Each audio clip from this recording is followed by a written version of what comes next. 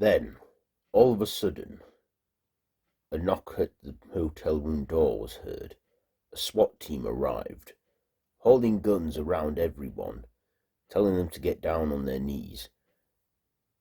Larry then gets tranked by one of the agents. He then wakes up and wonders, where am I? As he looks around, he sees himself in an isolated room. Then, walking in is none other than Dr. Henry Jekyll himself, saying, Mr. Talbot, where the fuck am I? Where is my fiancée? It's all right. She is fine. Mr. Talbot, do you know what's been going on? Only that my father is hiding more than he's saying. And something's wrong with me. Yes, something is wrong. Mr. Talbot, you were attacked by a creature called a lycanthrope. It's nothing new.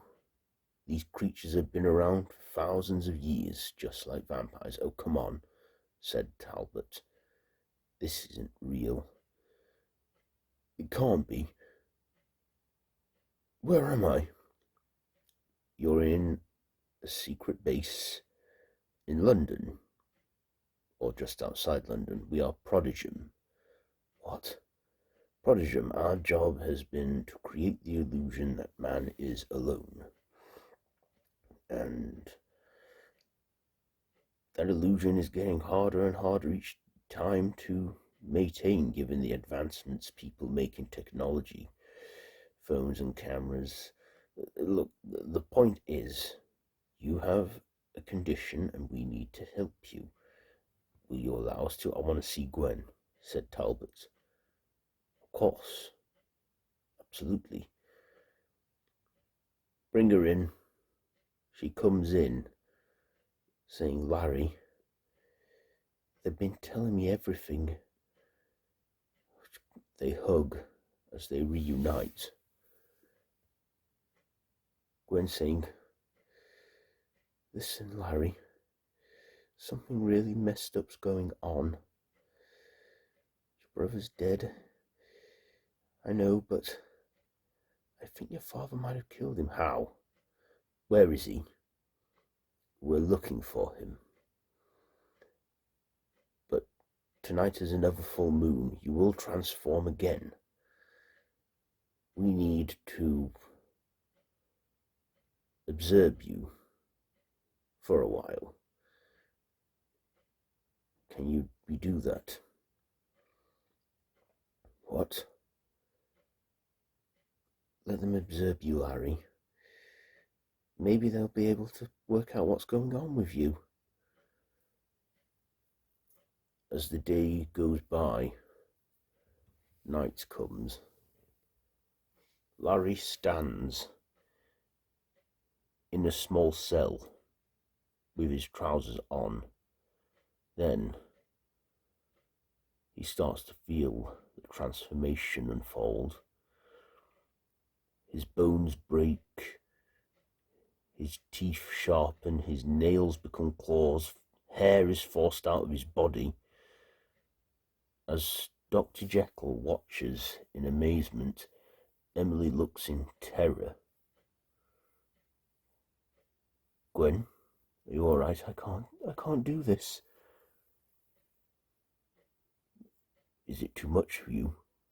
Then Talbot is transformed into his beast state. Howling, he scratches at the walls, behaves like a savage animal. The next morning, Larry wakes up, feeling rough and lightheaded. He's given a blanket by a guard, and Jekyll then shows him the footage of what was recorded of him transforming into the Wolfman. him saying, "So I become that." And what, is it just like in the movies? I'm afraid so, Mr. Talbot. We believe we can help you find a way to control this, tame the beast within you. You're new at this, so your body isn't used to it all yet, so you're active by the full moon. But if we can help you channel this beast, come to an understanding, maybe, just maybe, you can find a way to maybe even transform at will. Why would I want to transform at will? Well, it may not seem so now, but you could use this form as a gift. Think of it that way. Okay, I've heard enough. I want to be cured from this. I'm afraid there is no cure. You're a part of a whole new league now of the supernatural. I'm sorry.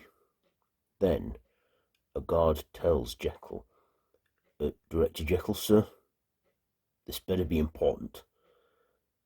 There was attacks last night in the city of London, all in several different places. Talbot then said, "It's the creature. Could it be? I don't know. You need to find him. Surely your senses are heightened. It's the third full moon tonight. Try and find this creature. We'll keep tab on you. We've only just met. How can you trust me? How do you know I won't run away or anything?"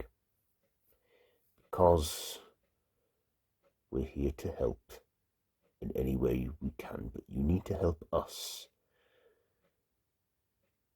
You need to catch this monster before it attacks again. Now tonight is the third full moon when you're at your strongest, and so will this wolf. Please, help us here.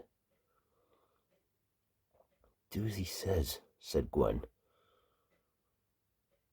Fine. Talbot then goes into London, where he walks around. Then he picks up a scent. Appearing behind him is none other than his father. "Hello, son." "Dad." "Yes, I see that you are new at this. You have much to learn, my pup. You killed my mother and my brother, didn't you? They were not ready for the next phase in our lives. Please, son, join me.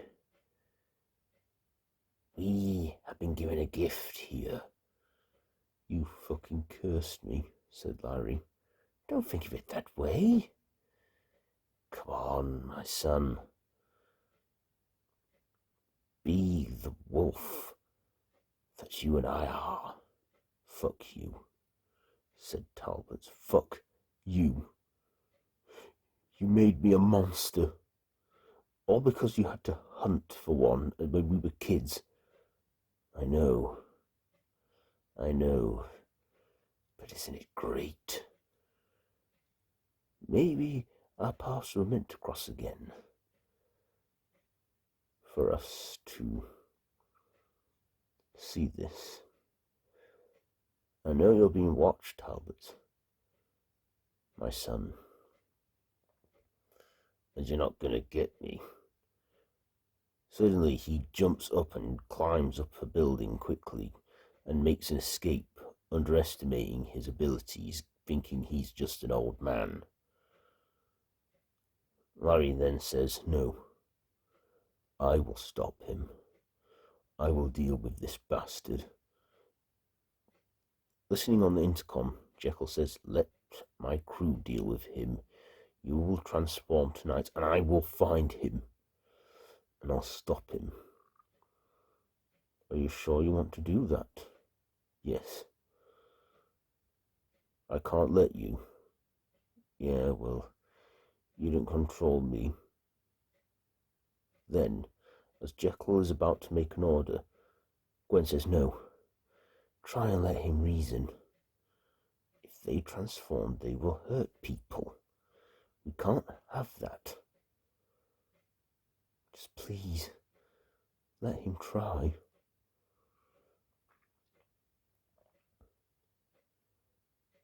Larry then, still smelling his father's scent, says, Dad, if you can hear me, I want us to meet somewhere quiet, somewhere away from people, and we can talk about this. Larry then does that, waits for him in a park bench, all of Prodigium agents on standby, making sure the place is clear of any civilians. Then Talbot's father appears, saying, Hello, son. So what do you want to talk about? Is there a way to go back to being human from this? I'm afraid not, my son. You need to embrace who you are now. And in time I can even teach you how to tame this beast. Your body will get used to it, and eventually you'll be able to transform whenever you want. Of course, full moon, you have no control over it, as hair grows around his face. Now, how about it, son? Are you ready to be part of this? Then the moon comes out, and both Talbot and his father start to transform and beast out. They then fight one another, fighting, and then a Prodigium team come out and trank them both, sustaining them. Then, the next day, when both men wake up, Talbot looks at his dad in a cell, saying, Oh, my dear boy, you just can't embrace it, can you? You know, it's another month before the next full moon. I can wait. I can wait. Let me talk with him now, said Larry. I don't think that's a good idea, said Jekyll. Look, I need to try and talk to my father. I see now why I haven't talked to him all these years, and I need to speak with him.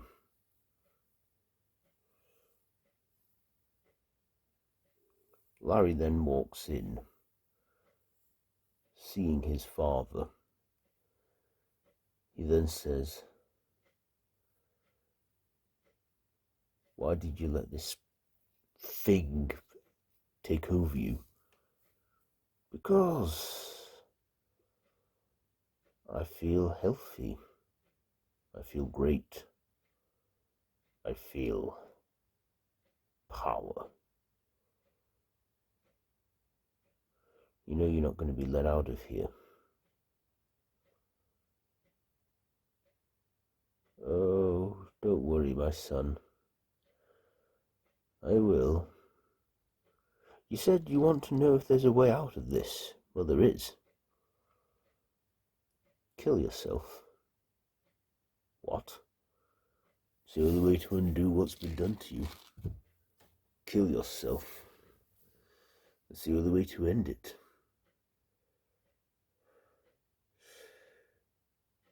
Then Talbot leaves his father and says to Jekyll, Okay, teach me how to control this beast within me. You said I can learn how to control this animal. I can. What makes you think you can do it? Because, Mr. Talbot, I myself have found ways to control and channel my inner monster, and you don't want to see that. Why, what sort of a monster are you? The inner monster that should have stayed within me. As a month goes by, Larry learns meditation methods and thinks of the full moon, convincing his body it's a full moon, then convincing his body it isn't. Using all these methods and training, he learns to tame his inner beast, making peace with it. Although he goes through painful transformations, he learns how to be one with it. Then, the next full moon comes after a month of training. He tells Jekyll, I want to see my dad. Seeing his father again, he says, what took you so long, son? It's time we resolve this. I'm looking at you now. My dad died a long time ago. You know, Larry, if you do kill me, you'll only make the beast strong. And then you'll be stood by a door, wondering to walk through it. Yeah, well, you did this to me, right? Oh, you've been learning, haven't you? How fast can you do it, though? Larry then starts to slowly transform himself at will. As for John, he tells him, yes, but you haven't been doing it for as long as I have, as he rapidly transforms into his wolf form. Larry then sees him, and then he then gets roughed around as his father John throws him across the room and runs to him. Although Larry is not as fast at transforming, he holds his father's attack back long enough to then find that it is the time, and without his free will, now that the moon is full, he transforms into his full wolf state as the father and son fight each other. Then Jekyll orders agents to go in there to control the situation. As they get out guns, John sees this as a window, breaking up the fight with his son as he is more in control. He fights his way through some guards and tranks Talbot. He then runs amok around Prodigum before finding a way out as he breaks through a window into London, where he runs through the streets, going on a violent rampage, attacking London once again. This time people catching it, seeing the incident. As the night goes on,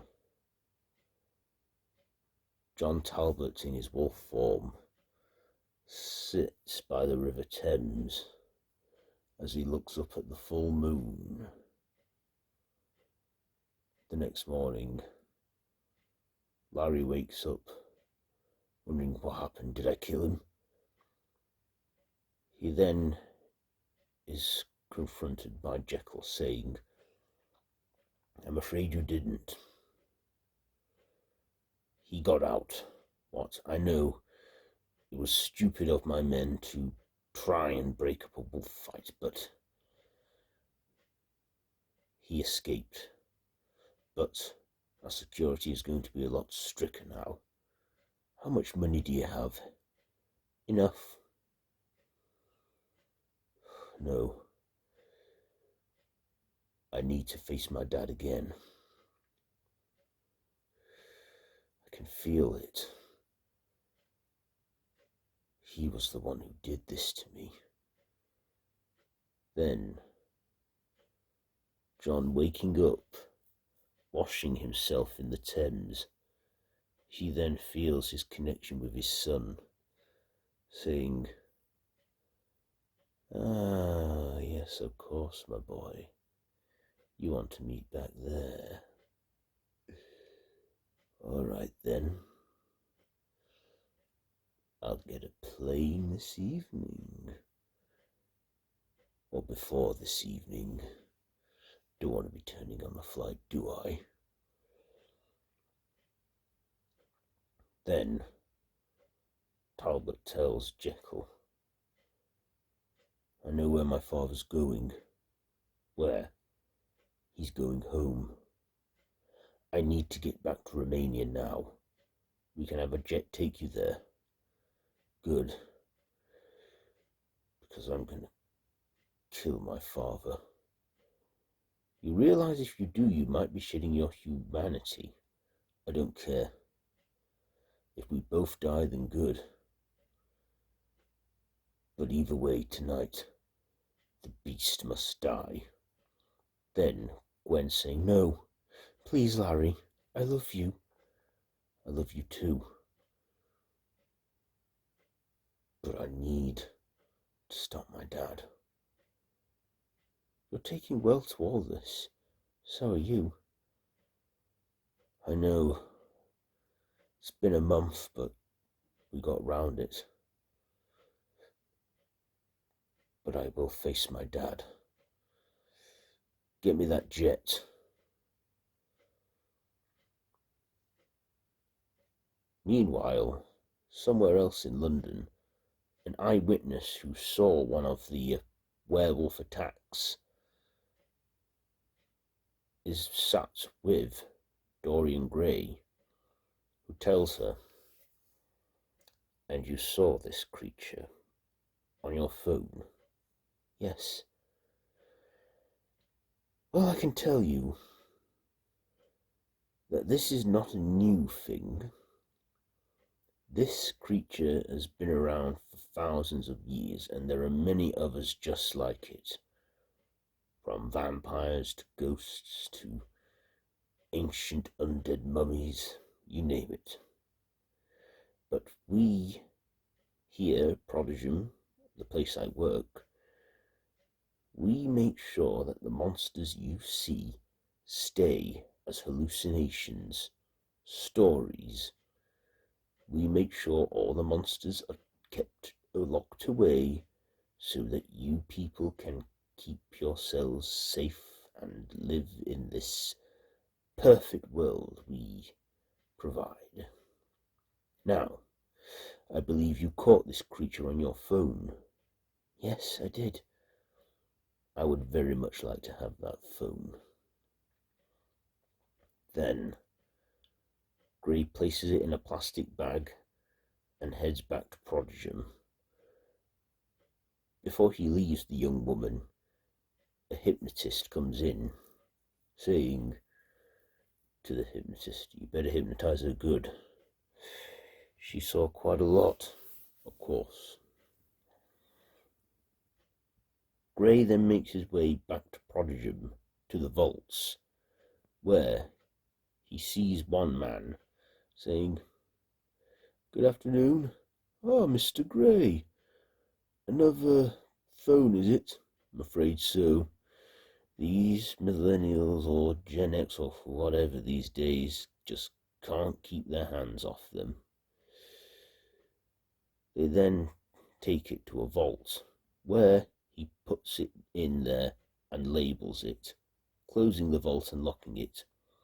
Then the man there asks him, "Do you fancy a cup of tea, Mr. Gray?" "Perhaps another time. I have work to do. I hear that there's a crisis going on in Egypt right now. Better get looking into it. Oh, of course, duty calls. Well, good to see you again, Mr. Gray. And you. Well then, let's see the case on Cairo. As Talbot sits on the private jet, his father sits on the plane, grinning menacingly. A woman then says, the air hostess says, "And do you prefer the vegetarian delight or the chicken?" "Chicken, please, miss. I'm very hungry."